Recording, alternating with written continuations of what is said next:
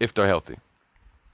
Now, what I want to bring you to is the next major American sport that got its restart, which is, of course, the NBA. NBA is the only sport of the three major American sports that had a restart. Baseball season got canceled before the start of the season. Football season hasn't even come about yet. We just hit training camp. So hopefully we don't see an effect on football season. Baseball season, seems to be running very smoothly still. But we got NBA kicked off. On July 30th, we got put back into what I like to call the soap opera of the NBA, the drama, the love, the hate, just the pure story, the pure the pure pageantry of the NBA, so to say. We were slingshot right back into the NBA season just after taking a break, and honestly, it just even hearing about the NBA getting started back up made me feel like a child around Christmas time, because I don't know about you watching, but this would be the first NBA playoffs that I've ever been able to witness where practically every team going into the NBA playoffs is about as healthy as they possibly could be after 3 months of rest and relaxation and being able to get their bodies right to come back in for an 8-game stretch right before the playoffs. Oh, I mean, you couldn't ask for better competition. The level of competition that we're going to have in this playoffs is going to be out of this world, and I just can't wait. And with the bubble setting, it kind of brings you back to reminiscent of an AAU basketball type feel. It kind of gives you like a March Madness type feel. It gives you like a tournament feel. It doesn't feel like your normal NBA playoffs. It feels different than any of us have ever experienced, and I'm certain than any of the NBA players have ever experienced in their NBA careers. And we're gonna see who really can thrive with the no crowds and with the less energy, and who shuts down with not feeding off the Draymond Greens of the world. I like to think if the Warriors were in this, I think Draymond Green would be one of those players that just wouldn't make the cut without crowd. He fuels off that energy that the crowd brings, and I just feel like Draymond Green is just one of the players that I could mention that I feel would struggle without the fans in the stands. And honestly, virtually everyone's healthy. And right now, since the restart, one of the hottest teams, one of my favorite teams to watch since the restart has happened going into the playoffs today, has been the Dallas Mavericks, man. The Dallas Mavericks, led by Luka Doncic, Kristaps Porzingis, they've been a joy to watch. And Luka Doncic he's really stepped up. And in last Saturday's 132-136 win over the Bucks, Luka Doncic put up 42 points, 14 rebounds, and 19 assists. He put up what was his 17th triple-double in this year. And that would make him the youngest player in NBA history to lead the NBA in triple-doubles. And let me read you that again. It's not Russell Westbrook. It's not Isaiah Thomas. Like I said, Luka Doncic just became, with last Saturday's triple-double over the Bucks, made him the youngest player in NBA history to lead the league in triple-doubles. And that's a feat. And there's so many more numbers like that Luka Doncic has been pulling out, and it's starting to make you ask the question, especially right now, is Luka Doncic a top 5 player in the NBA? I would have to argue and say absolutely. It's hard to deny what Luka Doncic has been doing. Let's just look back to last year. In 2019, Luka Doncic proved to be the best 20-year-old in league history. And now, mind you what I say. Let me repeat that, and I want you to listen closely to what I'm saying here. Luka Doncic proved to be the best 20-year-old in NBA history. The best player in league history at the age of 20. He's not the greatest player in league history at the age of 20. We all know that's Magic Johnson. Magic Johnson, Game 6, when he was 20 years old in the finals, came in. Kareem Abdul-Jabbar got hurt at center. As a point guard, Magic stepped up, played center, put up 42 points on the 76ers, and led the Lakers to another championship. At 20 years old, the player with the most upside, that was LeBron James. I'm not saying that that's Luka Doncic. LeBron James, at 20 years old, was almost this good statistically.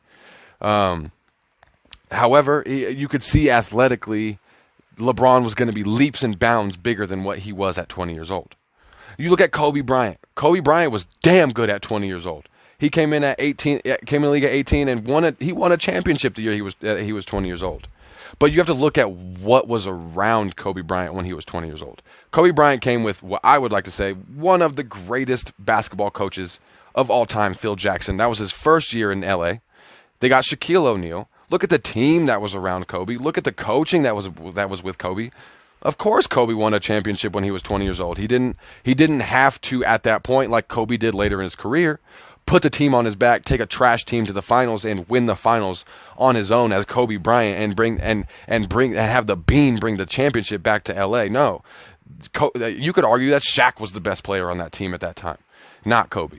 So yeah, Kobe was really good when he was 20 years old, but he did not put up the numbers like Luka Doncic has, as you see on the screen here. He's not put up the numbers that Luka has throughout his career at 20 years old.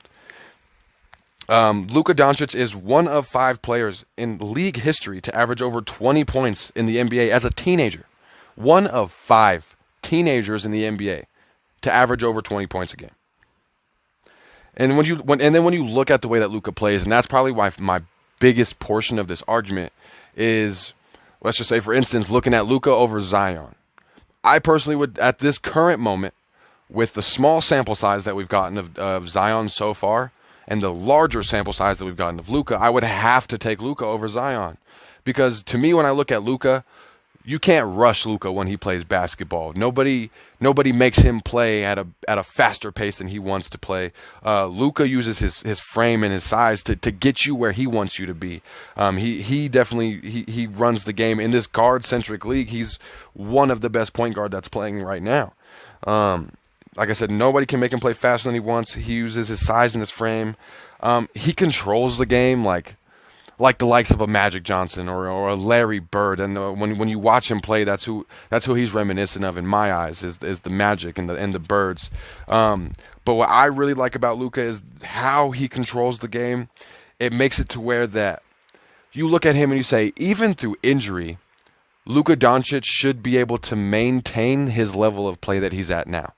If Zion was to get injured right now, like we had the scare when he blew out his Nike in college, if Zion was to have a serious injury, he'd lose a little bit of his athletic ability. If LeBron got injured young in his career, he would have lost some of his athletic ability, and you'd argue, would he have been as dominant of a player as he is now? But the way that Luka plays, the way that he controls the game, is even if Luka was to take an injury that would minimize his athleticism, it wouldn't really terribly affect his game. I would still be confident in Luka Doncic after taking a serious injury. Knock on wood that God forbid he takes a serious injury, but I would still be confident in Luka post-injury to still come back and perform if not above the level that he's performing now. He's got the vision, he's got the intelligence. Like I said, in this guard-centric league, he controls when he goes off. He controls when he takes over the game. It's not dependent on when he gets the ball. It's because he's always got the ball. He's always bringing the ball across court.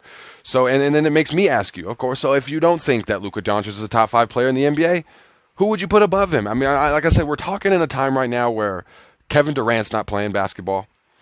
Steph Curry can't be considered one of the top 5 players in the league right now.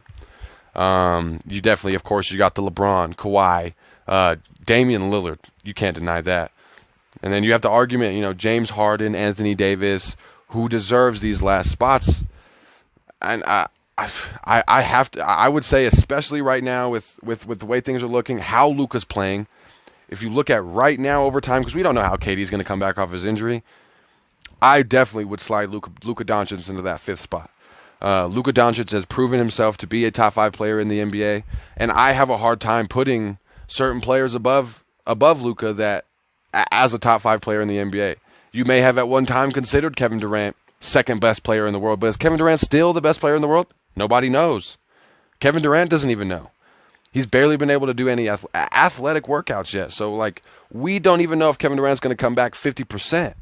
Look at Derrick Rose, one of, I'd like to say, the greatest prospects at a young age.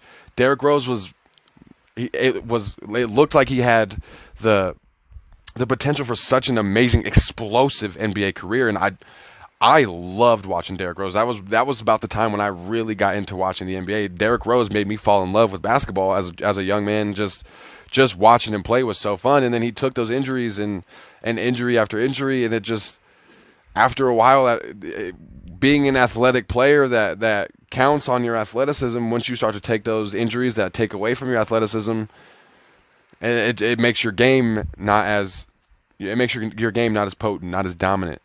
And that's where I think Luka, like I said, has that advantage, and that's where I think I have a hard time putting people over Luka until I see them with my own eyes do it again.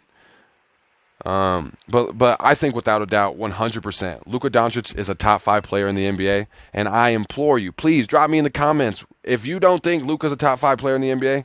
Who are you gonna put above Luka, and tell me why?